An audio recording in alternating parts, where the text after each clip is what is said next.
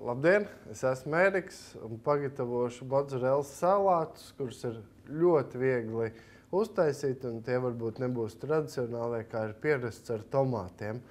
Šiem salātiem mums vajadzēs greipfrūtu, valrieksteļu, medu, mozzarellas sieru, eruku, piparmētru un dateles. Pirmais, ko jāsāk darīt, tas ir jānotīra greipfrūtu un jāizgriež daiviņas. Greipfrūtu visērtāk tīrīt ir šādā veidā, nevis kā mums ir ierasts lobīt ar pirkstiem. Jo, ja mēs greipfrūtu lobam, tad mums paliek klāt tā baltā daļa, bet ar nazi griežot mēs veiksmīgi varam viņu nogriezt un būs tīras, smukas greipfrūtu daiviņas. Un greipfrūtu daiviņas mēs iegūstam šādi griežot starp dzīslām.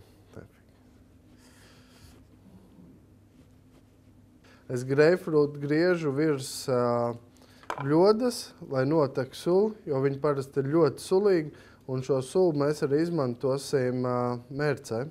Ko mēs uztaisam? Pirmo tas ir mērci. Ielejam greipfrūtu sulu,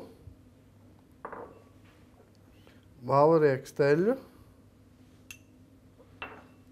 un medu. Viņi sanāk saldens skāba, un visu to rūpīgi jāsamaisa.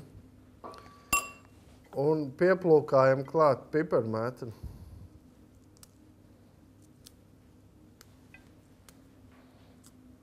Izlasam labāko eruku, noplēšam kātiņus un kārtojam uz šķīvi.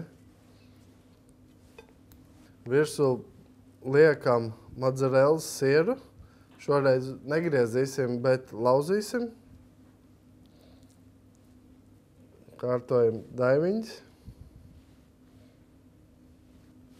Izņemam no datelēm kauliņus. Vienkārši ir viņi jāizspiež laukā.